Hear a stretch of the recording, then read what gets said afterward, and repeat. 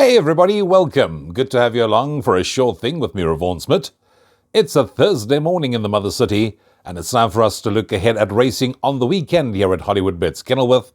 But before we concentrate on this weekend's race meeting, it would be remiss of me not to look back at the top quality racing action we were treated to last weekend at the Lomara Kings Plate.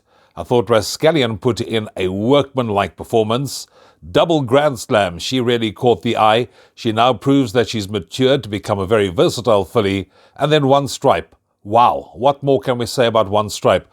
After he won the Hollywoodbets Cape Guineas, I told you, this is a horse you follow till he gets beaten. He's now won the country's premier Grade 1 event over a mile. Question is, where to from here? Because it is mission accomplished for what he's been set out to do during the Cape summer season. We'll of course follow One Stripe and all the others with bated breath as we continue into the season. Let's get into the action for this coming Saturday at Hollywoodbets Kenilworth, where we have a 9-race program for the day. The first race gets underway at 12:10, and you of course need to be on 5 minutes before that with your Hollywoodbet punted challenge selections. Not even going to go into detail, just take your selections, take the bet slip and win the money. Maybe that's the quickest and easiest way of bringing it across to you. There's big cash to be won, so come, let's see if someone can do it. First race on the card is a maiden juvenile plate for fillies to be run over 1,000 metres, and a small field of just 8 runners will go to post in the opener. Must admit, as I open the card, I really like the look of number 2, What a Star. Now this horse made its debut over the course and distance in the non-black type Summer Coronation Plate. That certainly was a run that was full of merit because showed pace and just got outrun late. I think there's plenty of scope for improvement with, natural progression expected. To me, the horse they all have to beat. Another horse that also debuted in that Coronation Plate was number 6, Love Her Madly. Now, she finished behind What a Star on that occasion. She would have come on with the benefit of that run under the belt, and I think there's more to come. I'm making her my second choice in the opener. And then what about third and fourth? For third, I'm going with number 3, Take It As Read. Grant van Niekerk retains the ride for Pit Stain. That one should improve. And then there's number 4, Music of the Night. I think we can expect further improvement from this one. The natural improvement was shown first to second run, and with Richard Fourie back on board, I think we can expect a little bit more to come. So, the opener, we're going 2, 6, 3, and 4. Moving on to race 2, which is a maiden plate to be run over 1,000 metres, and 14 runners will go to post in race 2. And, when I had a look at race 2, I thought to myself, where do we actually go? And I eventually ended up, as I went through it, on number 11, Flying Finley. But I'll get to that one in a moment because number 5, Catch a Penny, also caught my eye. This horse, a model of consistency, has placed in all 4 starts. And I think this is the kind of horse that could also, show its true colours and pop up in a race like this. Number 6, Beneath the Clouds, showed improvement in its second start. And then we get to number 11, Flying Finley. This horse was runner-up in its last 2 starts. Richard Fourie retains the ride, and I do think Richard, now having gotten to know this horse well, can go one better, and I do think that number 11, Flying Finley, will be the horse they all have to beat in race 2, so I'm going with number 11, Flying Finley, as my first choice selection, ahead of 5, Catch a Penny. For third, I'm going with 14, Champagne Problem, this horse having its third run after a rest, and for fourth, number 6, Beneath the Clouds. 11, 5, 14 and 6 in race number 2. We move on to the third race, which is a B Stakes for fillies to be run over 1,200 metres in a small field of just 8 runners to contest the third race. First leg of the place accumulator runs at 13:20. I thought that 2 Japanese Rose ran 2 much improved races in its last 2 starts. I think this is the kind of horse that can be involved again when it comes to the nitty-gritty. 5, Kyle Army Girl, she won her last start well. She's ideally course and distance suited. She, again, has to be, considered if you are putting together nice big permutations. 6, Polynomial. I think she's much better than the last start.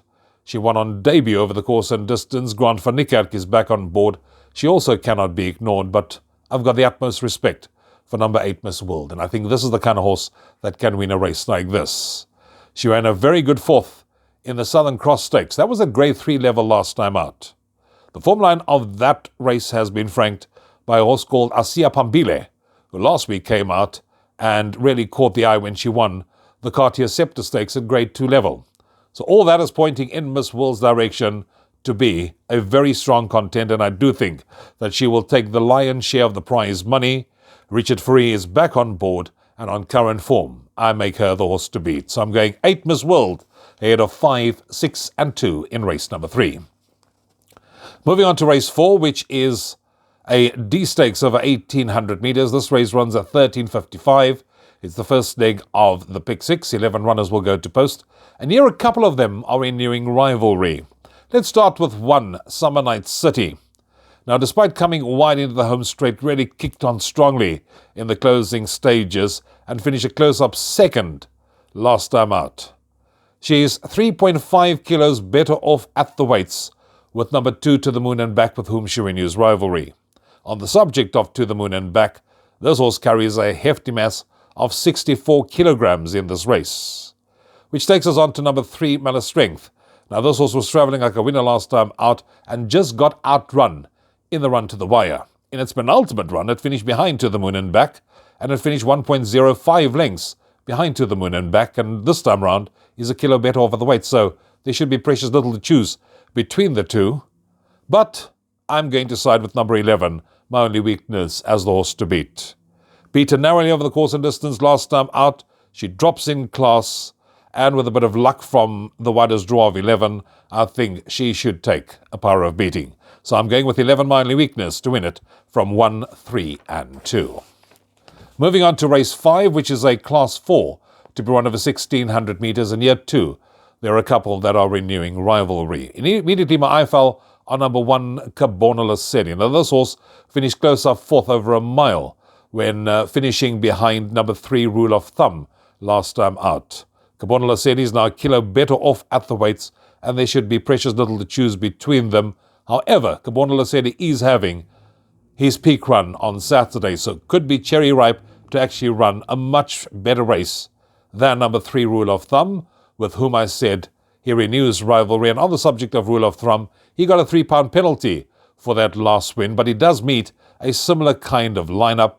Number 4, Chalima, has been a model of consistency of late, but then when I got to number 8, Hoodie, I thought, right, this is where I'm settling. This horse is 1.5 kilos better off at the weights for a 0.3 length beating by number 3, Rule of Thumb, and I expect a very big run from Hoodia once again.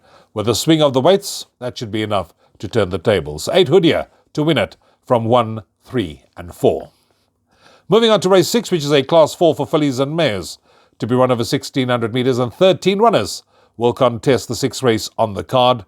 And I must admit, when I started looking at this and got to number 1, Family Power, I thought, I'm sold. This horse ran on strongly when it won over 1,400 metres last time out. It remains in Class 4 company, jumps from pole position, and I do think can follow up with another win. So I'm siding with 1, Family Law, to win it. Ahead of number 3, Kamchatka. This horse can never be ignored. She is drawn handy. She will have the run of the race to go up with the pace again, and if she's allowed to get away, she may just be hard to peg back in the closing stages. Got the utmost respect for her, but she's my second choice in the race, ahead of number 2, Enchanting Choice, who's got decent recent form, and for 4th I'm going with number 5, Senora Victoria. This horse has got solid recent form, will be staying on where it matters most. So 1, 3, 2 and 5 are the numbers I'm going with in race number 6. That takes us on to race number 7. And race 7 I thought was a complete boat race. This Class 5 over 1,200 metres, where 11 runners will face the starter. And the 2 horses that really stand out to me are 2, True Horizon and 3, Prince of Tibet. In fact, the 2 of them renew rivalry again. Last time out, number 2, True Horizon, won at Class 5 level. That was over the course and distance. She's picked up a £3 penalty for that win. Yes, she can remain competitive. Yes, she can give the boys a run for their money. But number 3, Prince of Tibet, was really giving her lots of cheek and finished very close up behind number 2, True Horizon. In fact, there was less than a half a length separating the two. And with True Horizon picking up a 3-point penalty, I don't know so much whether Number 3, Prince of Tibet, can't get past her this time round. So, boat race, 2 and 3, either one of those two. For third, I'm going with number 4, Rigorin. This one can follow up with another win, not stopping that one from running a crack at 2. And then I think number 5, Trey Schick, certainly must have a chance if one looks at that one's previous form. So, boat race between 2 and 3 from 4 and 5, race 7. Moving on to race 8, which is a class 3 to be run over 1,200 metres, and here 11 runners will go to post. And when I opened this race and I saw Cape Classic in the form line of number 3, Talk to the Master, my attention immediately tweaked. This was finished 6th in that Grade 3 contest. He's been off since then, so he's coming back from a bit of a break, and in that this time has also been gelded.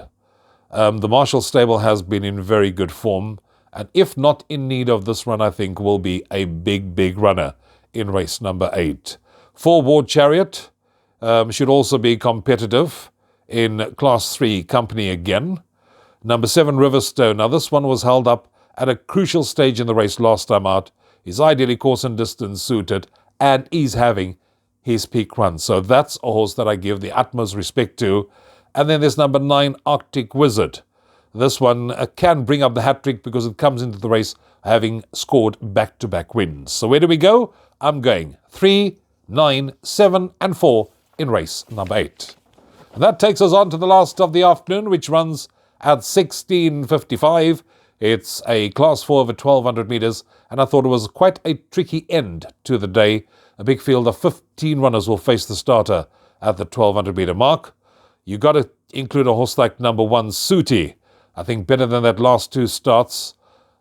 And the reason why I think we've seen those indifferent runs was because there was, of course, bias back then, where horses drawn on the outside didn't really feature that prominently.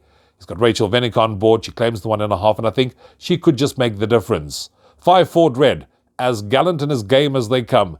This one will be up there with the pace, staying on where it matters most. So you need to give that one the utmost respect. Hard-knocking individual. Number 8, Meant to Be. Finished well in the post-maiden run, so definitely needs to be considered. And then number 15, Paratroopers, the other one. This one found support when it disappointed as favourite last time out, but it can run into the money again. So where do we go in the last? I'm going 1, 5, 15 and 8 to bring up the day's racing at Hollywoodbets Kenilworth on Saturday. I trust you will have an enjoyable and profitable afternoon's racing. Till next time, from me, Rouvaun, you take care. Cheers for now.